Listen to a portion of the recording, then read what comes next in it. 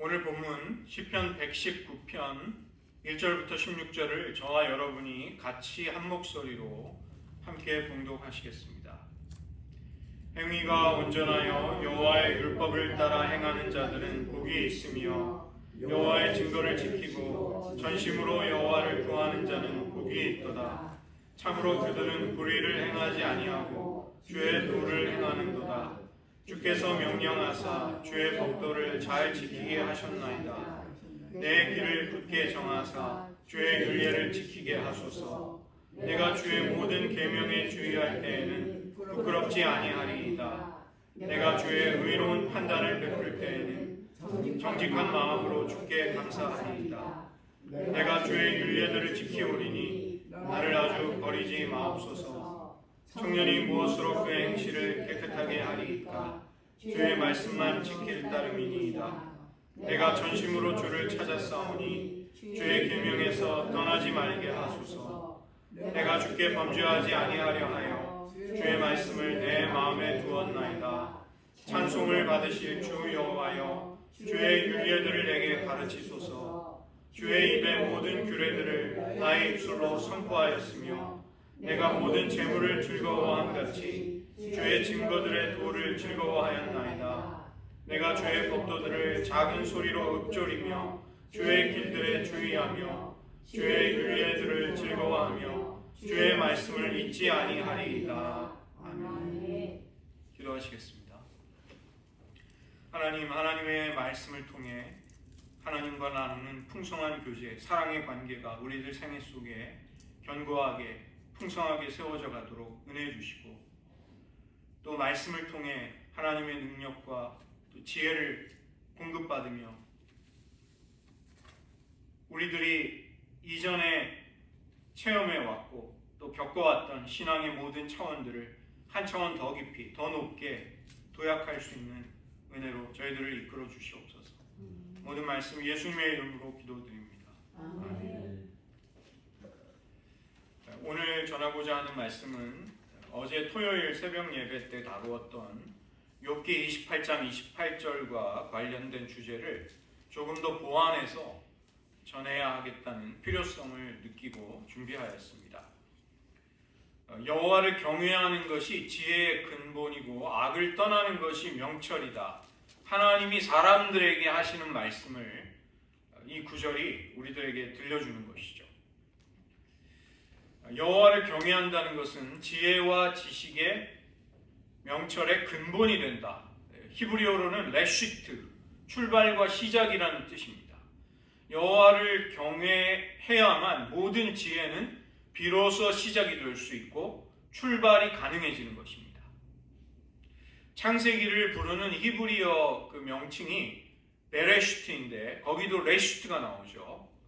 첫 구절을 따서 붙인 명칭입니다. In the beginning, 태초에라는 그 이름으로 이제 창세기를 부르는 것입니다. 레시트에, 태초에 세상이 시작될 때에 어떤 일이 일어났는가, 창세기가 그것을 말씀해 주는 것이죠.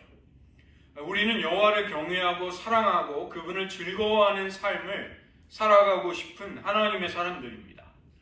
당연히 어떻게 그러한 삶이 가능한가에 대해서 우리는 관심이 많고 또 우리의 마음을 기울이게 됩니다. 성경은 그런 삶이 우리가 하나님의 말씀과 맺게 되는 관계 속에서 가능하다, 이것을 여러 곳에서 알려주고 있습니다. 우리를 그런 삶으로 초대하는 것입니다.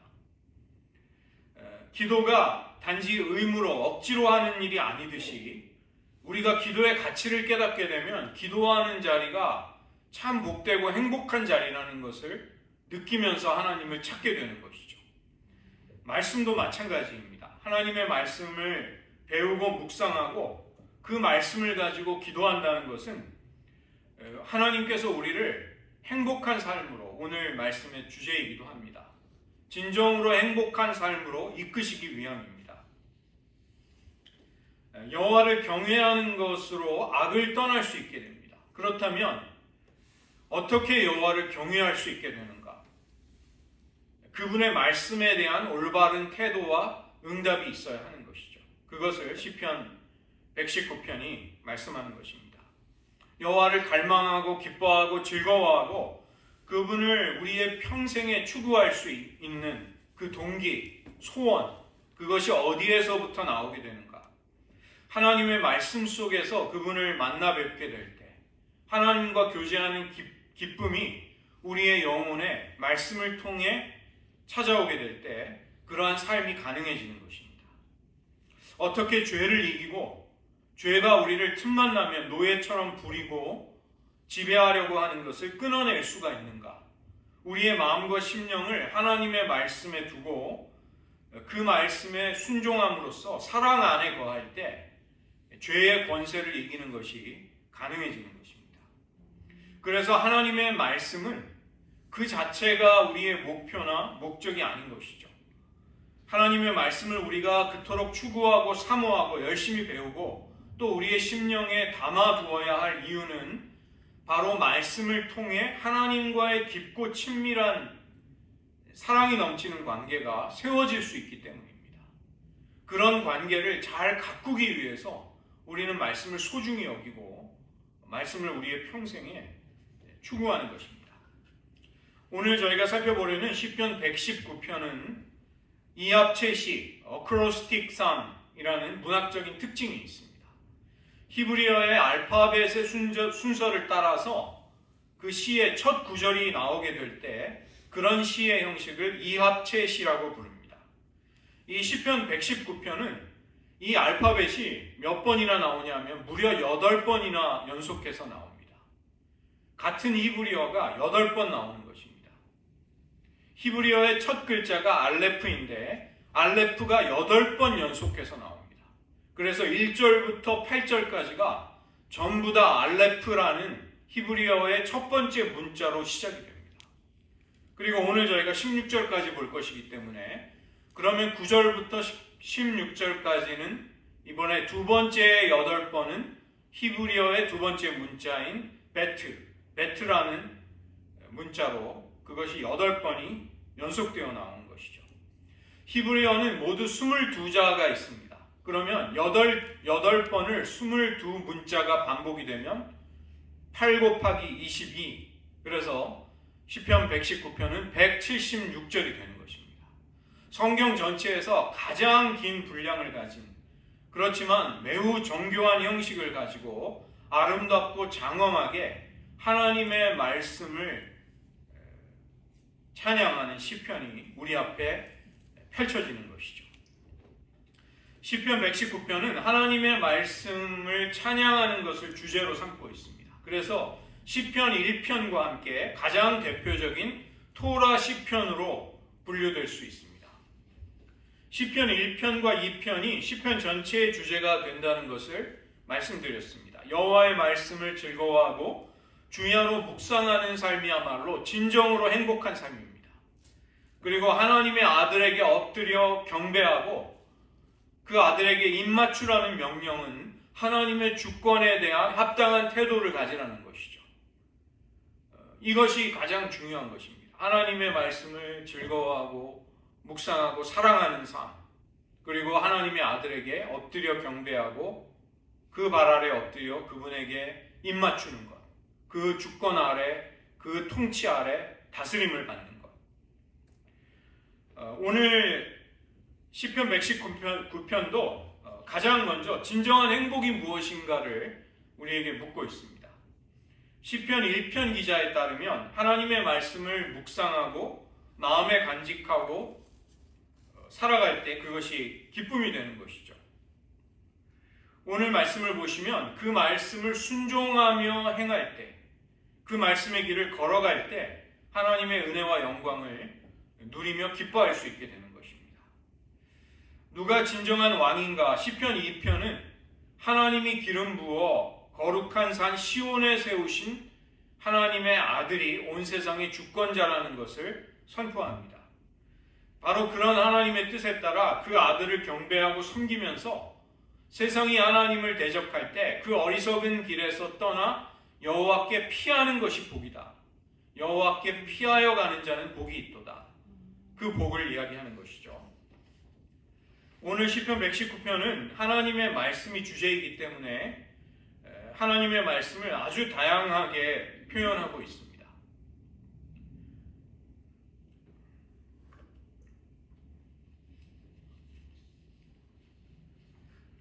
하나님의 말씀, 율법, 즉 토라에 대한 사랑, 이 하나님의 말씀을 찬양하는 것이 주제인 것이죠.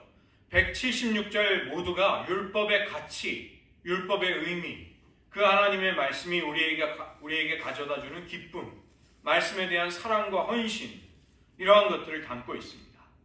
그래서 이 하나님의 말씀을 다양한 용어를 가지고 반복해서 표현하고 있는 것이죠. 시편 기자가 하나님의 말씀을 표현하고 있는 다채로운 용어들을 우리가 볼 수 있습니다. 토라를 율법 혹은 교훈이라고 번역했는데 25번 나옵니다. 에도트, 증거들이라고 번역이 되어 있고, 피쿠딤, 법도들, 후킴, 율례들, 미츠보트, 계명들, 미시파팀, 규례들, 또 다바르라는 말씀이 나오고 이므라라는 말씀이라고 똑같이 번역이 됐지만, 이런 다양한 하나님의 말씀을 가리키는 용어들을 시편 기자가 쓰고 있는 것이죠. 시편은 하나님과 그분의 말씀에 대해 우리가 어떻게 응답하고 반응해야 하는지, 어떻게 하나님께 말씀드리고 기도하고 간구하며 대화해야 하는지를 보여주는 말할 수 없이 귀중한 책입니다. 시편을 통해 우리는 하나님이 우리에게 하시는 말씀을 배울 뿐만이 아니라 하나님께 우리가 어떻게 말씀드려야 하는지, 어떻게 반응할 수 있는지를 배우게 됩니다. 위로부터 임하는 하나님의 말씀에 대해서 우리의 심령과 삶으로부터 응답과 순종을 통해 말씀이 임한 우리들의 삶의 진실을 하나님께 어떻게 올려드리는가, 이것에 관해 알 수 있게 해주는 책이 시편인 것이죠. 그래서 시편의 언어들을 우리의 신앙의 언어로 소유하게 되면 이것은 굉장한 영적인 유익이 되는 것입니다. 하나님께 기도할 수 있는, 하나님과 마음을 나누어 대화할 수 있는 언어를, 대화법을 우리가 익히게 되는 것이죠. 첫 번째가 시편 119편 1절부터 8절인데, 알레프라는 히브리어의 첫 번째 문자로 시작이 되는 시편입니다. 말씀을 따르는 사람들에게 어떠한 행복이 있는가를 말씀하는 것이죠. 축복에 이르는 길이 어떠한 길인가? 바로 말씀과 관련되어 있다는 것입니다. 시편 전체가 오로지 하나님의 말씀을 칭송하고 있는 노래는 바로 119편인 것이죠. 시편 1편과 같이 119편도 아슈레, 복이 있도다, 복이 있으며 복을 선언하는 것으로부터 시작을 합니다. 한국어는 주어가 먼저 나오고 맨 나중에 서술하는 말이 나오기 때문에 한국어는 끝까지 긴장해서 주의해서 들어야 되죠. 그런데 히브리어의 어수는 복이 있도다라는 선언으로부터 시작합니다. 아슈레 하이시, 그 사람은 복이 있도다. 시편 1편이 그렇게 시작하듯이 시편 119편도 복이 있도다, 아슈레, 이렇게 선언으로 시작이 되는 것이죠. 진정으로 복된 삶이 무엇인가, 이것을 이야기하는 것입니다. 복을 받을 수 있는 사람은 한 종류밖에 없다. 바로 주님의 길을 행하는 사람이다. 시편 기자의 말입니다. 시편 기자는 부지런히 전심을 다해 여호와의 길을, 그 말씀의 길을 걸어가는 것, 하나님의 말씀을 행하는 것이 축복의 길임을 이해하기 시작하는 것이죠. 그리고 그것을 하나님께도 고백드리고 있는 것입니다. 신앙생활은 우리가 천국에 들어가는 천국행 티켓을 얻는 것이 아니라 믿음의 긴 여정을 걸어가는 것입니다. 이런 기초적인 사실을 동의하고 깨달을 때 우리는 시편을 노래할 수 있습니다. 그 안에 담겨진 진리를 말할 수 없이 소중하게, 유익하게 우리의 믿음을 위해 사용할 수 있게 되고 즐거워할 수 있게 되는 것이죠. 행위가 온전하여 여호와의 율법을 따라 행하는 자가 복이 있다. 그리고 여호와의 증거들을 지키고 전심으로 여호와를 구하는 사람이 복이 있다고 말씀하십니다. 이 1절과 2절을 다 지킨 분은 예수님밖에 없지 않는가? 그렇다면 이 1절과 2절은 우리가 함께 부를 수 있는 합창이 아니라 예수님 혼자 부르셔야 하는 독창곡일 수밖에 없지 않는가? 이런 생각은 잘못된 것입니다. 온전하다는 것은 죄가 조금도 없고 흠이 없고 완벽하다는 것을 뜻하지 않습니다. 이 온전하다, 탐밈이라는 이브리어는 한 마음을 품었다는 것입니다. 마음이 갈라지지 않았다, 마음이 분열되지 않았다는 뜻입니다. 하나님을 향해 두 마음을 품지 않고 겉과 속이 다르지 않는 한결같은 신실함을 말할 때 탐밈이라고 이야기하죠. 그것이 온전한 것입니다. 두 마음을 품지 않고 전심으로 행한다는 것이죠. 그래서 온전함은 행위의 문제라기보다 방향에 관련되어 있는 문제인 것이죠. 창세기 26장 5절을 보면 이는 아브라함이 내 말을 순종하고 내 명령과 내 계명과 내 율례와 내 법도를 지켰습니다. 아브라함을 온전하다고 평가하시는 하나님의 말씀, 아브라함이 흠이 전혀 없는 삶을 살았기 때문은 아니죠. 열왕기상 3장 14절을 보시면 솔로몬에게 하시는 말씀이 나옵니다. 내가 만일 내 아버지 다윗이 행함같이 내 길로 행하며 내 법도와 명령을 지키면 내가 또 내 날을 길게 하리라. 다 아시듯이 다윗은 간음과 살인을 저지른 사람입니다. 그런데 하나님은 다윗을 내 법도와 나의 명령을 지켰다 이렇게 평가하고 계십니다. 그가 온전했다는 것입니다. 그가 하나님을 향해 탐민, 나누어지지 않은 한 마음을 품었다는 것입니다. 아브라함과 다윗은 하나님을 믿는 자들로 결국은 그리스도를 향한 믿음과 회개의 길을 믿음으로 계속 걸어간 사람들이죠. 그래서 하나님은 그들을 온전한 태도로 나를 경외했다 이렇게 평가해 주십니다.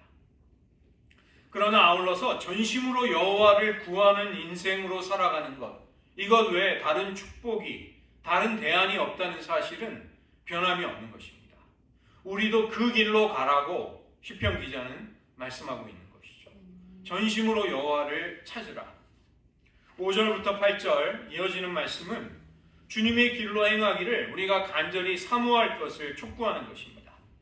지금 이 찬양을 드리고 있는 시편 기자의 마음은 뜨겁고 간절한 것이죠. 우리는 행간을 읽을 수 있어야 합니다. 시편 기자의 마음을 읽고 공감할 수 있어야 하는 것이죠. 시편 기자는 부끄러움을 당하지 않기를 간절히 바라고 있습니다. 마지막 날 그리스도 앞에 서게 되었을 때 하나님의 이름을 고백할 뿐 그분의 성품을 전혀 담지 못한 사람으로 드러나기를 원하지 않는 것입니다. 또 마음이 정직해야만 찬양과 감사를 드릴 수 있다고 이야기하는 것이죠.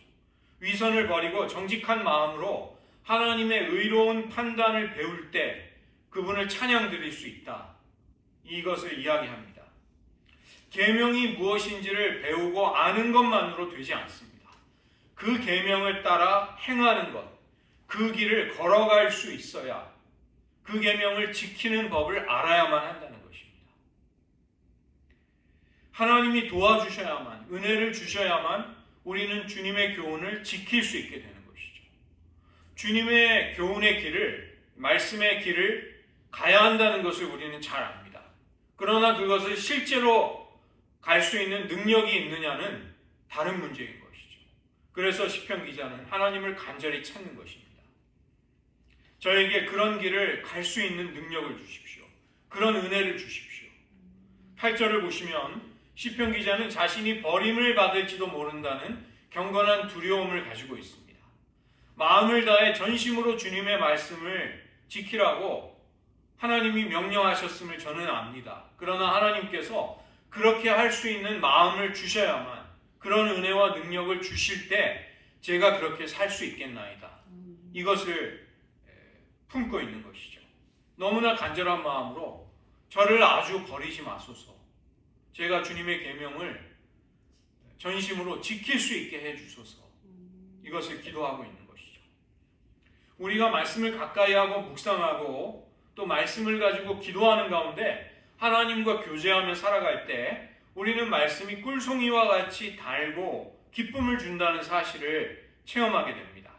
아울러 그 말씀을 지키고 행하고 그 말씀의 길로 계속 걸어갈 수 있는 것은 하나님의 도움이 절대적으로 필요하다는 것을 또 깊이 느끼게 되는 것이죠. 주님의 계명과 윤리의 길을 걸어갈 수 있게 된다는 것, 행할 수 있게 된다는 것, 이것을 위해 하나님의 은혜가 얼마나 절실한가를 알게 되고 그로 인해서 하나님을 더 찾게 되는 것입니다.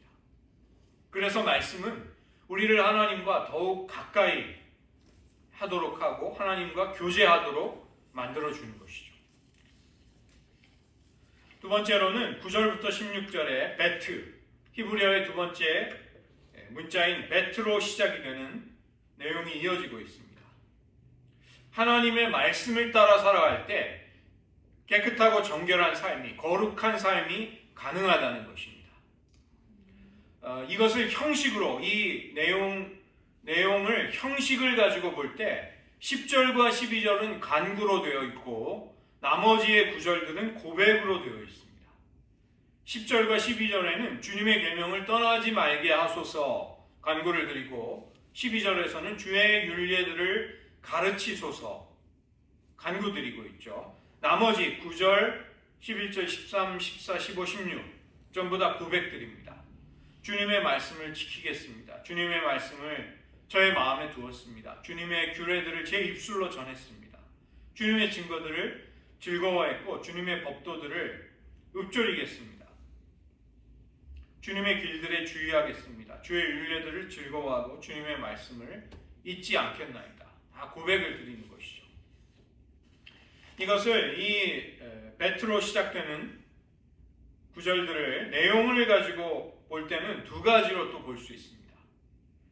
마음에 품은 말씀이 말씀의 길로 행할 수 있는 힘을 준다는 것과 마음에 품은 말씀은 결국 입술의 찬양으로 표현이 되고 고백이 되고 터져 나온다는 것이죠.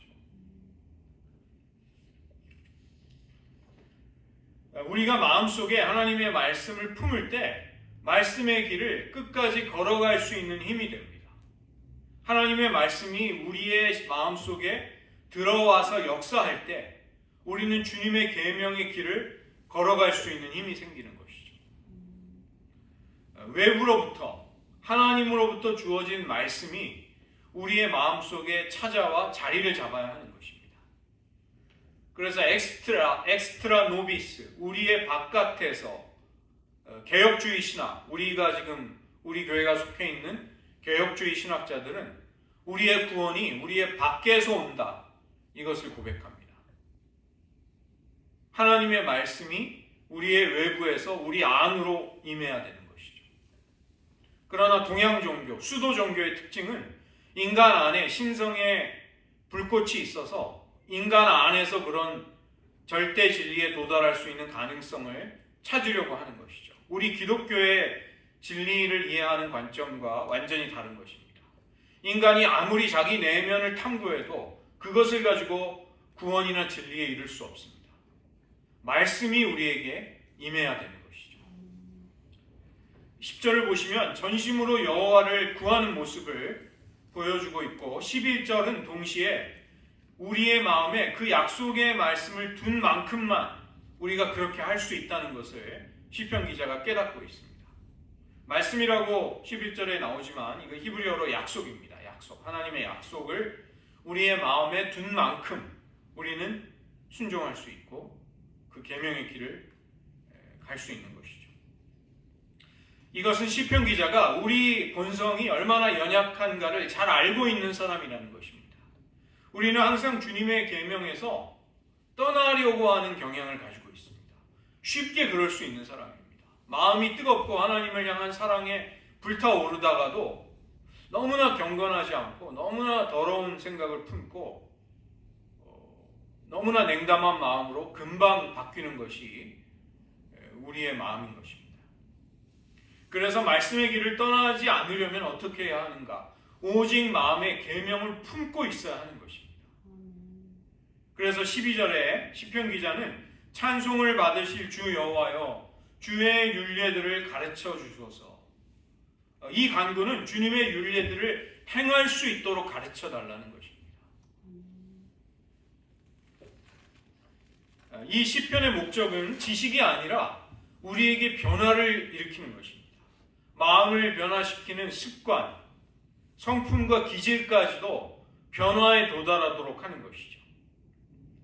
저희가 여러 가지 영성훈련을 이제 소개해드리고 있고, 또 그것을 각자에게 가장 적합한 방식으로 할 수 있도록 그런 방향으로 저희들 나아가기를 원하는데, 그런 것들을 왜 하는가? 말씀이 우리의 마음 안에 자리 잡고 우리의 마음이, 심령이 그 말씀을 간직하도록 하기 위함입니다. 우리는 그것을 위해 훈련하고 또 열심히 애를 쓰는 것이죠. 13절과 16절은 두 번째 내용인데, 이번에는 마음에 품은 말씀이 입술로 흘러넘치고 선포되고 터져 나오게 되는 것이죠.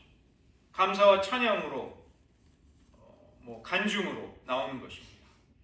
하나님의 입으로부터 말씀이 성도의 마음으로 오게 되면, 성도의 마음에 간직되어 있는 말씀은 이번에는 성도의 입술을 통해, 성도의 삶을 통해, 성도의 행실을 통해 이제 표현이 되고 드러나게 되는 것입니다.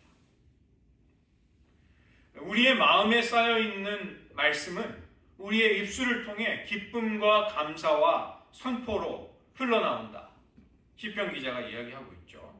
14절과 16절을 보시면 말씀에 대한 기쁨으로, 즐거움으로 가득합니다. 이 히브리 사람들이 묵상을 하는 것은 하가라는 묵상한다는 말은 낮은 소리로 읊조리는 것입니다. 우리가 생각하는 것처럼 조용히 잠잠히 돌을 닦듯이 침묵 속에 묵상을 하는 것이라기보다 중얼중얼 이렇게 말씀을 자기가 읽고 그 말씀이 자기 귀에 들리는 형태로 묵상을 하는 것이죠. 이스라엘 사람들의 묵상법입니다. 13절을 보시면 나의 입술이 주의 모든 규례들을 선포했다. 이것은 다른 사람들에게 물론 선포하는 것도 포함되어 있겠지만 먼저는 자기 자신에게 선포했다는 의미가 되는 것이죠. 내가 나 자신에게 스스로 읽어주는 말씀, 낭독하는 말씀, 내 귀에 들려주는 말씀이 된다는 것입니다.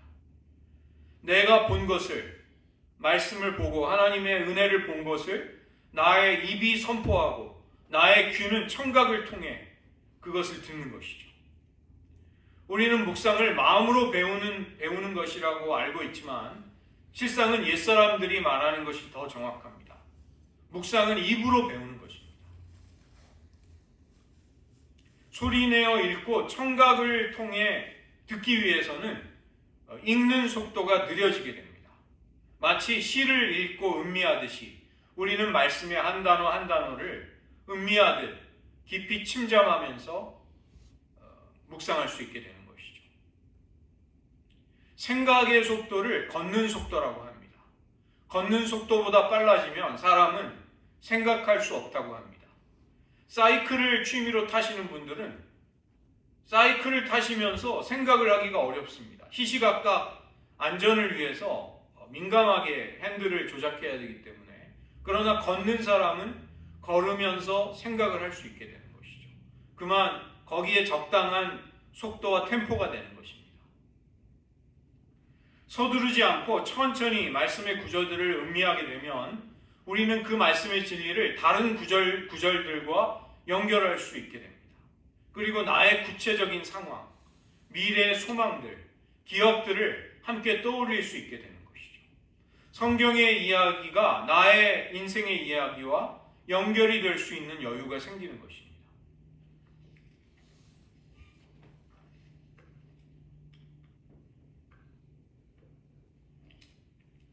우리는 하나님의 말씀을 기뻐하고 사랑하고 노래하고 있는 이 시편 기자의 세계 속으로 들어가야만 합니다. 그래서 시편을 읽을 때 우리에게 할 질문들이 있는 것이죠. 나는 시편 기자처럼 말씀의 길을 걷고 있는가? 행하고 있는가? 그 다음에 시편 기자가 이 말씀을 그토록 즐거워하듯이 그 기쁨을, 말씀 속에 기쁨을 얻고 있는가? 그리고 결국은 하나님과의 관계를 세워나가고 있는가? 시편 기자는 이 119편의 시편으로 찬양을 드리면서 이 율법을 왜 사랑하는지, 그리고 자신에게 이 율법이 꿀과 같이 달콤한지를 고백하는 것이죠. 우리가 이 사실을 이해할 수 없다면 우리는 시편 기자처럼 노래하는 것이 불가능해집니다. 말씀에 순종하는 것이 복이 되고, 그에 못지않게 말씀을 즐거워하고 기뻐할 수 있을 때 그 복을 진정으로 누릴 수 있게 되는 것입니다. 하나님의 말씀은 혈기왕성하고 유혹이 많은 시기를 살아가는 청년조차도 절제할 수 있게 해주고 행실을 정결하게 만들어주는 것이죠. 시편 기자는 많은 재물로 인해서 기뻐하는 것보다 더 큰 기쁨이 하나님의 말씀을 통해 온다. 말씀을 내가 그런 큰 기쁨으로, 즐거움으로 누리고 있다. 이렇게 이야기합니다. 재물을 즐거워하는 것보다 주님의 도를 더 즐거워하는 것이죠. 제 아내가 이제 저를 위해서 무슨 투자금에다가 돈을 넣었는데 저는 얼마를 넣은지도 모르고 어떻게 되는지도 모릅니다. 그런데 어떤 날은 수익이 났다고 그래요. 또 어떤 날은 트럼프 때문에 돈이 빠졌다 막 이렇게 이야기를 합니다. 우리는 재물로 인해 큰 유익이 생겼을 때 기뻐하는 것보다 여러분 정말 말씀에 대한 기쁨이 여러분의 영혼 속에 더 크십니까? 기쁨의 기준이 달라지고 기쁨의 즐거움의 질이 달라져야 하는 것이죠. 이런 변화를 말씀 안에서 맛본 사람은 주님의 법도를 작은 소리로 읊조리기 시작합니다. 주님의 말씀을 묵상하는 것이 시작이 되는 것입니다. 주님의 말씀에 그로 인해서 더 깊이 주의를 기울이고 행하고자 하는 갈망이 생기는 것이죠. 말씀을 행하는 삶으로 우리들을 바꾸어가고, 말씀을 행할수록 말씀은 더 꿀송이처럼 달고 큰 기쁨이 되는 것이죠. 선순환이 이루어지는 것입니다. 악순환이 아니라 선순환이 되는 것이죠. 말씀을 멀리하고 말씀과 반대되는 삶을 살면 살수록 말씀은 싫어집니다. 말씀은 듣기 싫어집니다. 그러면 그 사람은 진리에서 더욱더욱 멀어지는 것이죠. 말씀에 대한 악순환입니다. 그러나 시편 기자는 자기의 영혼에 하나님의 말씀이 일으키는 선순환이 생겼다 고백합니다. 그런 삶에서 맛보는 신령한 기쁨은 우리를 격려하기 때문에 그 기쁨을 잊지 말고 더욱더 추구해 나가라고 우리를 독려하는 것입니다. 시편 기자가 오늘 말씀에 대해서 언급하는 여러 가지 표현들, 우리가 살펴본 그 표현들을 성경이라고 바꾸어도 틀리지 않는 것입니다. 살아계신 하나님이 우리와 관계를 맺으실 때 아주 중요한 구속의 이야기가 있습니다. 바로 성경 속에 담겨있는 진리들입니다. 이 성경의 언약은 그리스도 안에서 성취가 됩니다. 예수님 이전에 온 모든 것은 오실 이에 대한 예표가 되는 것이죠. 그리고 그리스도 이후에 오는 모든 것은 그분에 관한 이야기와 연결됩니다. 예수님은 이처럼 성경이 통일성과 일관성을 갖도록 만드시는 성경 전체의 중심이자 주제가 되시는 것이죠. 성경은 성령님을 통해서 성부 하나님이 자기 아들에 관해 증언하시는 말씀이 됩니다. 그래서 그분을 믿는 믿음과 순종은 하나가 되는 것이죠. 요한복음 5장 39절과 40절을 보시면 너희가 성경에서 영생을 얻는 줄 생각하고 성경을 연구하거니와 이 성경이 곧 내게 대하여 증언하는 것이니라. 그러나 너희가 영생을 얻기 위하여 내게 오기를 원하지 아니하는도다. 정말 충격적인 말씀입니다. 성경을 진지하게 읽고 연구하고 잘 알고 있다 하더라도 성경을 단지 영생을 얻기 위한 도구 정도로 생각하는 사람들, 그런 사람은 내가 성경을 믿고 있지 않는가, 영생을 얻었지 않는가, 그러면 거기에 만족하게 됩니다. 자기 신앙이 그 정도로 괜찮다는 생각을 하는 것입니다.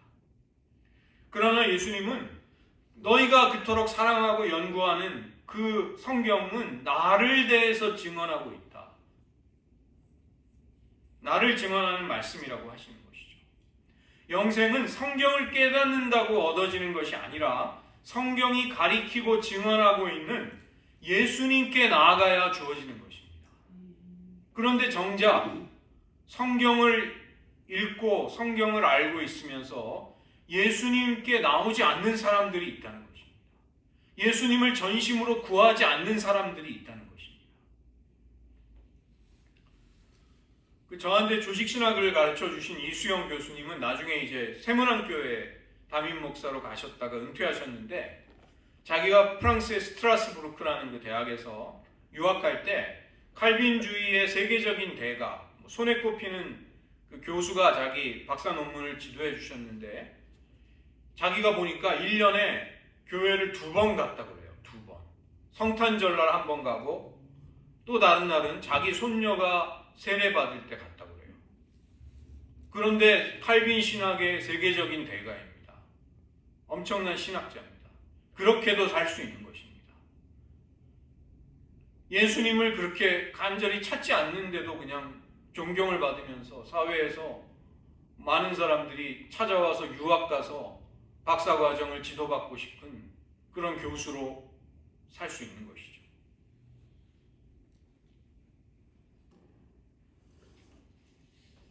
오늘 우리는 예배 자리에 나와서 말씀을 듣고 있습니다. 이런 식으로 예배 가운데 경험하는 말씀에 대한 체험은 귀중한 것입니다. 그러나 우리의 신앙에서 말씀을 통해 예수님과 관계를 세워나가게 되는 그 풍성함에 비한다면 이것은 극히 일부라는 것이죠. 극히 일부인 것입니다. 예수님이 말씀을 통해서 우리를 그분과의 사귐과 동행으로 초대하고 계십니다. 우리에게 주시기를 원하고 예비하신 엄청난 풍성함이 있습니다. 여러분은 그것을 맛보고 계십니까? 예수님과의 교제와 사귐이 하나님의 말씀을 통해서, 성경을 통해 깊어지고 계십니까? 새로워지고 계십니까? 작년보다 올해 더 성경을 통해 하나님의 은혜에 깊이 들어가실 수 있으셨습니까? 날마다 말씀을 기독교라는 종교의 경전 정도로, 내가 잘 알고 익숙한 책으로, 은혜를 가져오는 수단 정도로만 체험하고 있지 않는가? 한번 정직하게 질문해 보시라는 것입니다. 성경을 통해 진리이신 예수님을 만나고 성경을 가지고 기도할 수 있게 되고, 주님의 마음이 그 가운데 뜨겁게 부딪혀오고, 하나님의 사랑이 말씀 속에 깨달아지고 있는가? 영어로 You are what you eat. 내가 먹는 것이 네가 된다. 우리는 먹는 대로 변해가는 것이죠. 무엇을 먹는가가 우리의 존재를 만들어갑니다. 말씀을 먹는 사람은 복되다. 이것이 시편 기자의 말씀입니다. 영적인 양식을, 하나님의 말씀을 그리스도를 통해 받게 되고 그 생명의 양식으로 자라가는 기쁨, 이것을 아는 사람은 복되다고 하는 것이죠. 그런데 시편 119편은 하나님의 말씀을 통해 하나님을 향해 한 마음을 품게 되고 그 말씀을 순종하며 행할 수 있게 된 사람이 복되다. 전심으로 그 말씀을 지키고 말씀 때문에 하나님을 간절히 찾을 수 있게 된 사람은 복되다. 이렇게 말씀합니다. 여호와의 증거를 지키며 전심으로 하나님을 구하는 자는 복되다. 무엇을 통해 하나님을 전심으로 구하는가? 시편 기자는 말씀을 통해서 하나님을 구하게 된다. 그렇게 말씀하시는 것이죠.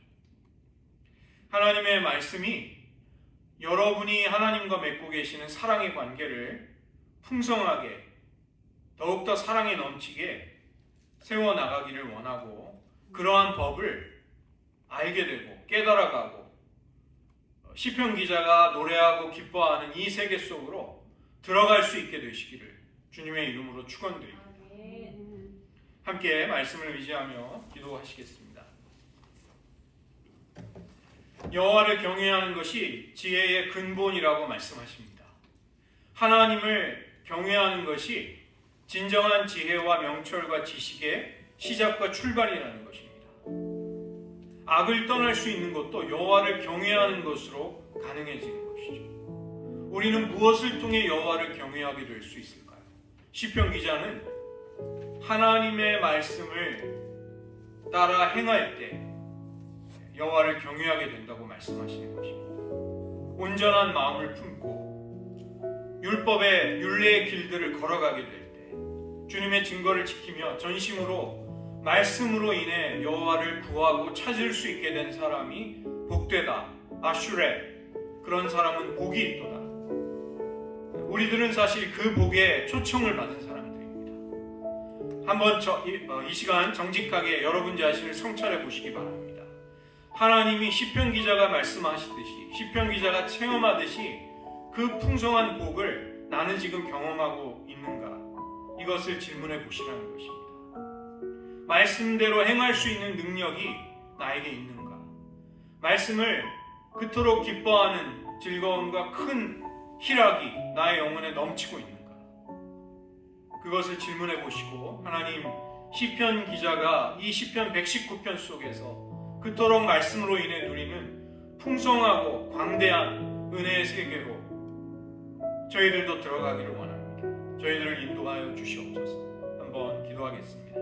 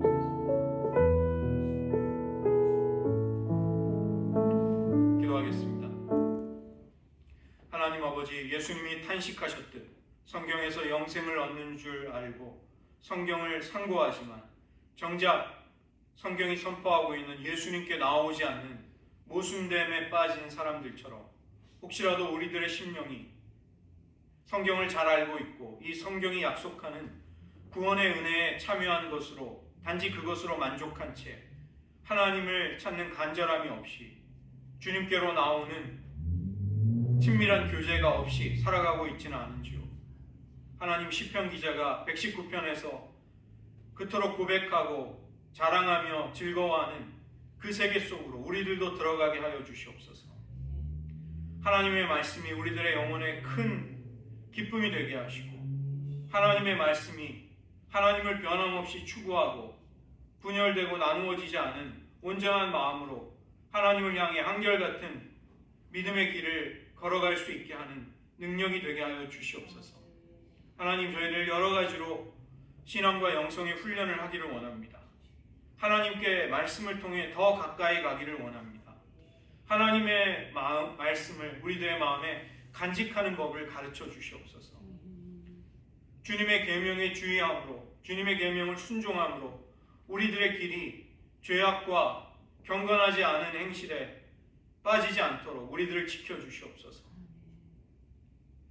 청년이 주님의 말씀에 주의하며 귀를 기울일 때에 사망의 길을 피하여 경건함을 지키고 심령의 깨끗함을 지킬 수 있다고 말씀하여 주셨습니다. 우리들 하나님의 말씀이 우리들의 심령의 거룩함과 정결한 심령을 지킬 수 있기를 간절히 소망합니다. 하나님의 말씀을 우리들의 영혼이 더욱더 갈급해하며 깊이 나아가 살아계신 하나님과의 교제가 우리들 평생에 세워지게 하여 주시옵소서. 모든 말씀 예수님의 이름으로 기도드립니다.